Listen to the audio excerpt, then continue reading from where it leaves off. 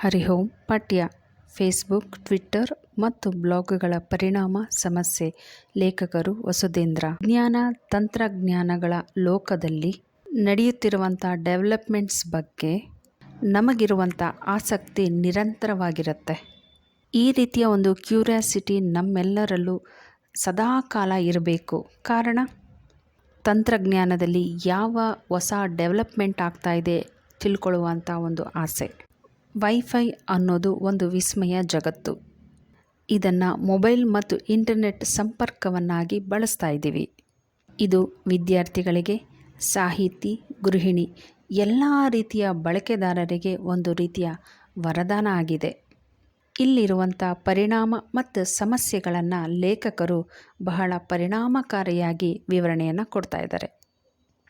ಅನೇಕ ವರ್ಷಗಳಿಂದಲೂ ವಿಜ್ಞಾನ ಮತ್ತು ತಂತ್ರಜ್ಞಾನಗಳು ಸಾಹಿತಿಗಳಿಗೆ ಹಲವಾರು ರೀತಿಯ ಅನುಕೂಲಗಳನ್ನು ಮಾಡ್ತಾ ಬಂದಿದೆ. ಅದರ ಪ್ರೀತಿ ಯಾವ ರೀತಿ ಇದೆ ಅಂದರೆ, ಕುಂಡಿ ಚಿವುಟಿ ತೊಟ್ಟಿಲು ತೂಗುವ ರೀತಿಯಾಗಿದೆ.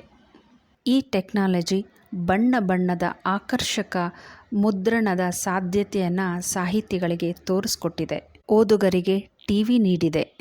ಶಕ್ತಿಯುತವಾದಂಥ ಆಡಿಯೋ ಪುಸ್ತಕವನ್ನು ನೀಡಿದೆ. ಈ ಎಲ್ಲ ಡೆವಲಪ್ಮೆಂಟ್ಸನ್ನು ನೋಡೋದಾದರೆ ಇದು ಸಾಹಿತಿಗಳ ಪರವಾಗಿ ನಿಂತಿದೆ ಅಂತ ಹೇಳೋದಕ್ಕೆ ಸಾಧ್ಯ ಇಲ್ಲ.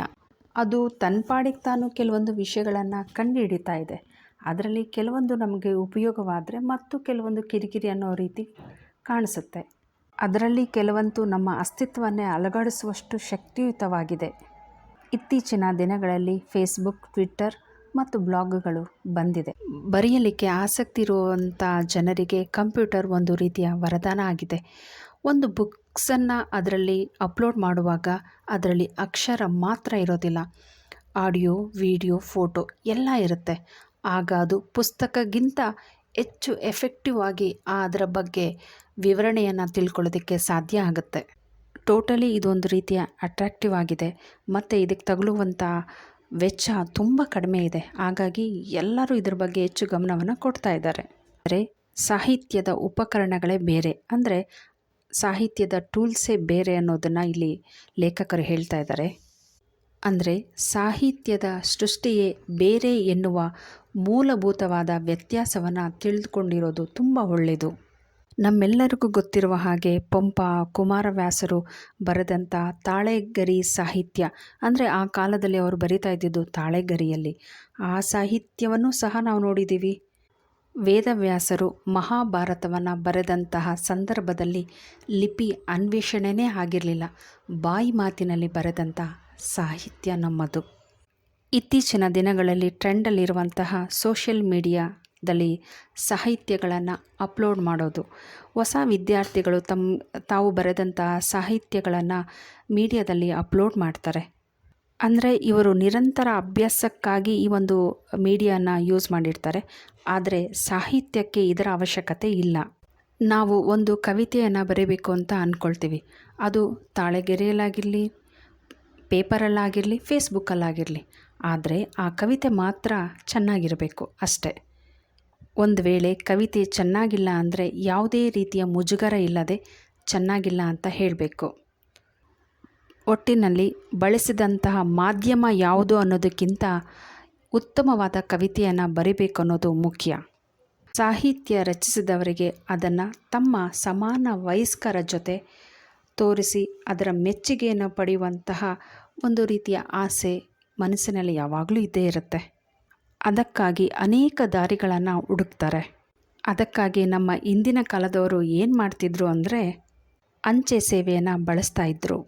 ಪುಟಗಟ್ಟಲೆ ಪತ್ರವನ್ನು ಒಬ್ಬರಿಗೊಬ್ಬರು ಬರೀತಿದ್ರು.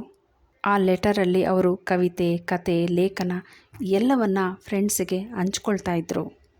ಒಬ್ಬರು ಬರೆದಂಥ ಪತ್ರ ಚೆನ್ನಾಗಿದೆ ಅಂದರೆ ಅದನ್ನು ಮತ್ತೊಬ್ಬರಿಗೆ ಕಳಿಸ್ಕೊಡ್ತಾ ಇದ್ದರು ಓದಲಿಕ್ಕೆ. ಇಂಥ ಪತ್ರದಲ್ಲಿ ವೈಯಕ್ತಿಕ ವಿಷಯಗಳಿಗಿಂತ ಹೆಚ್ಚಾಗಿ ಸಾಹಿತ್ಯಕ್ಕೆ ಸಂಬಂಧಪಟ್ಟದ್ದನ್ನೇ ಹೆಚ್ಚಾಗಿ ಬರೀತಿದ್ರು. ಇದೇ ಆ ಕಾಲದಲ್ಲಿ ಅವರಿಗಿದ್ದಂಥ ಸುಲಭವಾದಂಥ ದಾರಿ. ಈಗಲೂ ಸಹ ನಮ್ಮ ಹಿರಿಯರು ಆಗಿನ ಕಾಲದ ಸುಂದರವಾದ ಪತ್ರಗಳನ್ನು ನೆನೆಸ್ಕೊಳ್ಳೋದನ್ನು ನಾವು ಕೇಳಿರಬಹುದು ಅಲ್ವಾ? ಈಗಿನ ಕಾಲದ ಹುಡುಗರಿಗೆ ಬೇರೆ ರೀತಿಯ ಮಾರ್ಗವಿದೆ. ಅದೇ ಫೇಸ್ಬುಕ್, ಬ್ಲಾಗ್. ಇದು ಒಂದು ರೀತಿಯ ಒಳ್ಳೆಯ ಮಾರ್ಗ. ಪರಿಸರಕ್ಕೆ ಹಾನಿಯಾಗದಿರುವಂತಹ ಕೆಲಸವಾಗಿದೆ. ಸಾಹಿತ್ಯ ರಚಿಸುವಂಥ ಉಪಕರಣಗಳು ಕಾಲ ಕಾಲಕ್ಕೆ ಬದಲಾಗ್ತಾ ಇದೆ. ಆದರೆ ಸಾಹಿತ್ಯ ರಚಿಸುವುದಕ್ಕೆ ಬೇಕಾದಂಥ ಸೃಜನಶೀಲತೆಯ ಸವಾಲುಗಳು ಎಲ್ಲ ಕಾಲಕ್ಕೂ ಒಂದೇ.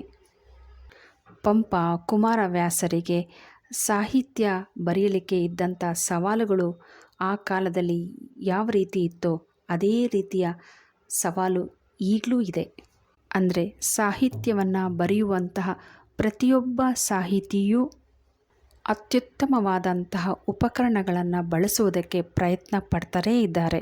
ನಮಗೆ ಪಂಪ ರನ್ನರ ಮೇಲೆ ಎಷ್ಟೇ ಪ್ರೀತಿ ಇದ್ದರೂ ಈಗ ನಾವು ತಾಳೆಗೆರೆ ಮೇಲೆ ಕವಿತೆ ಬರಿ ಅಂತ ಹೇಳಿದ್ರೆ ಬರೆಯೋದಕ್ಕೆ ಸಾಧ್ಯನಾ?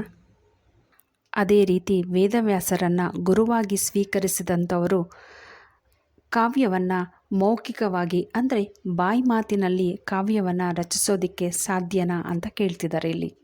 ಆಗ ಲಿಪಿಯನ್ನು ಮತ್ತು ತಾಳೆಗರಿಯನ್ನು ಬಳಸ್ಕೊಂಡಿದ್ರು. ಅದೇ ರೀತಿ ಪೇಪರ್ ಪೆನ್ನನ್ನು ನಮ್ಮ ಹಿರಿಯರು ಬಳಸಿದರು. ಆದರೆ ನಮಗೆ ಲ್ಯಾಪ್ಟಾಪ್ ಅನ್ನೋ ಒಂದು ಹೆಚ್ಚು ಅನುಕೂಲಕರವಾದಂಥ ಒಂದು ಸೌಲಭ್ಯ ಈಗ ನಮಗೆ ಸಿಕ್ಕಿದೆ ಅಲ್ವಾ? ಇದು ಟೆಕ್ನಾಲಜಿ ಅಂದರೆ ಹೊಸ ಉಪಕರಣಗಳನ್ನು ಕಲಿಯಲು ನಮಗೆ ಕುತೂಹಲ, ಉತ್ಸಾಹ ಎಲ್ಲ ಇದೆ. ಆದರೆ ವಯಸ್ಸಾದಂತೆ ಹೊಸತನವನ್ನು ಕಲಿಯೋದಕ್ಕೆ ಸ್ವಲ್ಪ ಕಲಿಯುವಂಥ ಶಕ್ತಿ ಕಡಿಮೆ ಆಗ್ತಾ ಹೋಗುತ್ತೆ. ಹಳೆ ಕಾಲದ ಉಪಕರಣಗಳಿಗೆ ಜೋತು ಬೀಳುವಂತಹ ಸಂದರ್ಭಗಳೇ ಹೆಚ್ಚು. ಅಂದರೆ ಹಿರಿಯರಿಗೆ ಹೊಸ ಟೆಕ್ನಾಲಜಿಯನ್ನು ಕಲಿಯೋದಕ್ಕೆ ಮನಸ್ಸಿಲ್ಲದ ಕಾರಣ ಅವರು ಹಳೆಯದನ್ನೇ ಹೆಚ್ಚು ಪ್ರೀತಿಸ್ತಾರೆ. ಕಾರಣ ಕೈ ಬರಹದಲ್ಲಿ ಬರೆದ ಪತ್ರಗಳು ಹೆಚ್ಚು ಆತ್ಮೀಯವಾಗಿರುತ್ತೆ. ತಮಗೆ ಯಾವಾಗ ಬೇಕೋ ಆವಾಗ ಅದನ್ನು ತೆಗೆದು ಓದಿ ಮನಸ್ಸು ತೃಪ್ತಿಯಾಗುವಷ್ಟು ಖುಷಿಯನ್ನು ಕೊಡುತ್ತೆ. ಆ ಕಾರಣಕ್ಕಾಗಿ ಅವರು ಅದನ್ನೇ ಹೆಚ್ಚು ವೈಭವೀಕರಿಸ್ತಾರೆ. ಜೊತೆಗೆ ಆಗಿನ ಕಾಲದ ಟೈಪ್ ರೈಟರ್ನಲ್ಲಿ ಬರೆದಾಗ ವೈರಸ್ ದಾಳಿ ಆಗ್ತಾ ಇರಲಿಲ್ಲ. ಈ ರೀತಿಯಾಗಿ ಅನೇಕ ಸಂದರ್ಭಗಳಲ್ಲಿ ಚರ್ಚೆಗಳು ನಡೆಯೋದು ಸಾಮಾನ್ಯ ಆಗಿದೆ.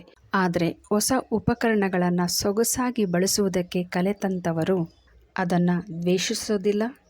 ಹಳೆಯದರ ಅನುಕೂಲವನ್ನು ಕೃತಜ್ಞತೆಯಿಂದ ನೆನೆಸ್ಕೊಳ್ತಾರೆ. ಅದಕ್ಕೆ ವಾಪಸ್ ಹೋಗಿ ಅದೇ ರೀತಿಯ ಉಪಕರಣಗಳನ್ನು ಬಳಸಬೇಕು ಅಂತ ಹೇಳುವಂಥ ಮನಸ್ಥಿತಿ ಅವರಿಗಿರೋದಿಲ್ಲ.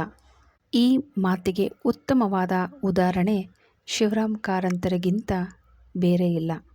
ಇವರ ಪ್ರಕಾರ ಪೇಪರ್ನಲ್ಲಿ ಬರೆಯೋದಕ್ಕಿಂತ ಹೆಚ್ಚಾಗಿ ಕಂಪ್ಯೂಟರ್ ಅವ್ರಿಗೆ ತುಂಬಾ ಹೆಲ್ಪ್ ಮಾಡಿದೆ ಅಂತ ಹೇಳ್ತಾ ಇದ್ದಾರೆ. ಇದು ಅವರ ಒಂದು ಎಕ್ಸ್ಪೀರಿಯನ್ಸ್ ಆಗಿದೆ. ಕಂಪ್ಯೂಟರಲ್ಲಿ ಟೈಪ್ ಮಾಡೋದು, ಅದರಲ್ಲಿರುವಂಥ ಮಿಸ್ಟೇಕ್ಸನ್ನು ಚೇಂಜಸ್ ಮಾಡೋದು, ಹಾಗೆ ಎಲ್ಲವನ್ನು ಒಂದು ಕಡೆ ಒಂದು ಫೋಲ್ಡರಲ್ಲಿ ಇಡೋದು ತುಂಬಾ ಈಸಿಯಾದ ಕೆಲಸ. ಆದರೆ ಪೇಪರ್ ಆ ಥರ ಇರಲಿಲ್ಲ. ಕಾಗದದಲ್ಲಿ ಬರೆಯುವಾಗ ಕಥೆಯೊಂದನ್ನು ಮತ್ತೆ ಬರಿಬೇಕು ಅಂದರೆ ಮನಸ್ಸೇ ಬರ್ತಿರಲಿಲ್ಲ. ಗೆಳೆಯರಿಗೆ ಕಳಿಸ್ಬೇಕಂದ್ರೆ ನನಗೆ ಸಾಕಾಗ್ತಿತ್ತು. ಯಾಕೆಂದರೆ ಅದನ್ನು ಅಂಚೆ ಮೂಲಕ ಕಳಿಸ್ಬೇಕಾಗಿತ್ತು ಆ ಕಾಲದಲ್ಲಿ. ಆದರೆ ಈಗ ಇಮೇಲ್ ಮಾಡೋದು ತುಂಬ ಸುಲಭವಾದಂಥ ಕೆಲಸ. ಇದು ನನ್ನ ಒಪಿನಿಯನ್, ಇದು ನನ್ನ ವೈಯಕ್ತಿಕವಾದ ಒಂದು ಆಯ್ಕೆ ಅಂತ ಇವರು ಹೇಳ್ತಾ ಇದ್ದಾರೆ. ಅಂದರೆ ಕಂಪ್ಯೂಟರನ್ನು ಬಳಸೋದು ಕಲಿತ್ಕೊಳ್ಬೇಕು. ನಂತರ ಇಷ್ಟಪಟ್ಟು ಕಾಗದದ ಮೇಲೆ ಬರೆಯೋದು ಸಹ ಒಂದು ರೀತಿಯ ಘನತೆ ಆಗಿದೆ. ಆಧುನಿಕ ಜಗತ್ತಿನಲ್ಲಿ ಸಾಮಾಜಿಕ ಜಾಲತಾಣವನ್ನು ಹೆಚ್ಚಾಗಿ ಬಳಸುವಂಥ ಲೇಖಕರು ಅಂದರೆ ಯುವಕರು. ಈ ಕಾರಣದಿಂದಾಗಿ ಇಂದು ಕನ್ನಡದಲ್ಲಿ ಸಾಕಷ್ಟು ಅರಿಯದವರು ಬರೀತಿದ್ದಾರೆ ಲೇಖಕರಾಗಿ. ಈ ಹೊಸ ಹುಡುಗರು ಆಧುನಿಕ ಉಪಕರಣಗಳ ಪ್ರಾಬ್ಲಮ್ಸ್ ಏನು ಅನ್ನೋದನ್ನು ಚೆನ್ನಾಗಿ ಅರಿತುಕೊಂಡಿರಬೇಕು. ಕಾರಣ ಇಲ್ಲಿ ಪ್ರಕಟಣೆ ಮಾಡೋದೇನೋ ಸುಲಭ, ಆದರೆ ಮನಸ್ಸಿಗೆ ತೋಚಿದ್ದನ್ನೆಲ್ಲ ಬರೆಯುವಂಥ ಅಪಾಯಕ್ಕೆ ಹೋಗಬಾರ್ದು. ಇಲ್ಲಿ ಲೈಕ್ ಬಟನ್ ಒತ್ತುವ, ಕಾಮೆಂಟ್ ಹಾಕುವಂಥ ಎಲ್ಲರೂ ಒಳ್ಳೆಯ ಓದುಗರಾಗಿರಬೇಕು ಅನ್ನೋವಂತಹ ಸಾಧ್ಯತೆ ಇಲ್ವಲ್ಲ. ವೈಯಕ್ತಿಕ ದ್ವೇಷಕ್ಕಾಗಿ ರಾಜಾರೋಷವಾಗಿ ಕೆಲವೊಂದು ಪ್ರತಿಕ್ರಿಯೆಗಳನ್ನು ವ್ಯಕ್ತಪಡಿಸುವಂಥ ಸಾಧ್ಯತೆ ಇರುತ್ತೆ. ಈ ಅರಿವು ಪ್ರತಿಯೊಬ್ಬರಿಗೂ ಇರಬೇಕಾಗತ್ತೆ ಅಂತ ಇಲ್ಲಿ ಹೇಳ್ತಾ ಇದ್ದಾರೆ. ಹಾಗೆ ನಾಳೆ ಇನ್ನೊಂದು ಹೊಸ ಉಪಕರಣ ಬಂದರೆ ಸಾಮಾಜಿಕ ಜಾಲತಾಣಗಳು ಸಾರಾಸಗಟಾಗಿ ಮೂಲೆ ಗುಂಪಾಗೋದಂತೂ ಖಂಡಿತ. ಈ ಅರಿವು ಇರಬೇಕು ಎಲ್ಲರಿಗೂ. ಆದರೆ ಒಂದಂತೂ ಸತ್ಯ, ಅಭಿವ್ಯಕ್ತಿ ಸ್ವಾತಂತ್ರ್ಯಕ್ಕೆ ಈ ಡಿಜಿಟಲ್ ಲೋಕದ ಹೊಸ ಸಲಕರಣೆಗಳು ಸಾಹಿತಿಗಳಿಗೆ ವರದಾನವಾಗಿದೆ. ಪತ್ರಿಕೆಯ ಸಂಪಾದಕರೇ ಅಕ್ಷರ ಜಗತ್ತಿನ ಡಾನ್ಗಳಾಗಿ ಸಾಹಿತಿಗಳನ್ನು ಕಾಡಿದಂಥ ಕಹಿ ನೆನಪು ಕೆಲವರು ಮರ್ತಿರೋದಕ್ಕೆ ಸಾಧ್ಯನೇ ಇಲ್ಲ. ಪತ್ರಿಕೆಯ ಸಂಪಾದಕನೇ ಲೇಖಕನನ್ನು ಲೇವಡಿ ಮಾಡಿ ಅವನ ಮೇಲೆ ಒಂದು ಲೇಖನವನ್ನೇನಾದರೂ ಬರೆದು ಅದನ್ನು ಪಬ್ಲಿಷ್ ಮಾಡಿದ್ರೂ ಸಹ ಆ ದಿನಗಳಲ್ಲಿ ಸಾಹಿತಿಗಳಿಗೆ ಮತ್ತೆ ಅದಕ್ಕೆ ಪ್ರತಿಕ್ರಿಯೆ ಮಾಡುವಂಥ ಅವಕಾಶವೇ ಇರಲಿಲ್ಲ. ಅಂಥ ಸಂದರ್ಭದಲ್ಲಿ ಬೇರೊಬ್ಬರು ಲೇಖಕರಿಗೆ ಹೆಲ್ಪ್ ಮಾಡುವಂಥ ಸಂದರ್ಭಗಳು ಬಹಳ ಕಡಿಮೆ. ಇನ್ನೊಬ್ಬರ ಜಗಳದಲ್ಲಿ ನಾವು ಯಾಕೆ ಹೋಗಬೇಕು ಅನ್ನುವಂತಹ ಸ್ಥಿತಿ ಆ ಕಾಲದಲ್ಲಿತ್ತು. ಆದರೆ ಈಗ ಆ ರೀತಿ ಪ್ರಾಬ್ಲಮ್ ಏನಾದರೂ ಆದರೆ ಟ್ವಿಟ್ಟರ್ ಮೆಸೇಜನ್ನು ಮಾಡುವ ಮೂಲಕ ತಮ್ಮ ಮನಸ್ಸಿನ ಭಾವನೆಯನ್ನು ವ್ಯಕ್ತಪಡಿಸಲು ಅವಕಾಶ ಇದೆ. ಮುಂದಿನ ದಿನಗಳಲ್ಲಿ ಪತ್ರಿಕೆ, ಟಿವಿ ಮತ್ತಿತರ ಮಾಧ್ಯಮಗಳಿಗಿಂತ ಸಾಮಾಜಿಕ ಜಾಲತಾಣಗಳು, ಸೋಷಿಯಲ್ ಮೀಡಿಯಾ ಹೆಚ್ಚು ಶಕ್ತಿಯುತವಾಗುತ್ತೆ ಅನ್ನೋದನ್ನು ನಾವೆಲ್ಲರೂ ನೆನಪಿಟ್ಕೊಳ್ಬೇಕು. ನಮ್ಮ 4 ಸಾಲಿನ ಅಭಿಪ್ರಾಯವನ್ನು ದಯಮಾಡಿ ಪ್ರಕಟಣೆ ಮಾಡಿ ಅಂತ ಪತ್ರಿಕೆಯ ಸಂಪಾದಕರನ್ನು ಬೇಡ್ಕೊಳ್ಳುವಂಥ ಕಾಲವೂ ಇತ್ತು. ಆದರೆ ಈಗಾಗಿಲ್ಲ. ಯಾವ ಸೆಲೆಬ್ರಿಟಿ ಯಾವ ಟ್ವಿಟ್ಟರ್ ಮೆಸೇಜ್ ಹಾಕಿದ್ದಾನೆ, ಯಾವ ಬಗೆಯ ಸ್ಟೇಟಸ್ ಈ ದಿನ ಅಪ್ಲೋಡ್ ಮಾಡಿದ್ದಾನೆ ಅಂತ ವರದಿಗಾರರು ಪರದಾಡುವಂಥ ಈ ದಿನಗಳು ನನಗೆ ಹೆಚ್ಚು ಆಪ್ತವೆನಿಸುತ್ತೆ. ಪ್ರಜೆಗಳು ತಮ್ಮ ಮನಸ್ಸಿನ ಭಾವನೆಗಳನ್ನು ವ್ಯಕ್ತಪಡಿಸುವಂಥ ಕಾಲ ಆಗಿದೆ ಅಂತ ಇಲ್ಲಿ ಹೇಳ್ತಾ ಇದ್ದಾರೆ. ಇದಿಷ್ಟು ಪಠ್ಯದ ವಿವರಣೆ. Thank you. ಕೃಷ್ಣಾರ್ಪಣಮಸ್ತು.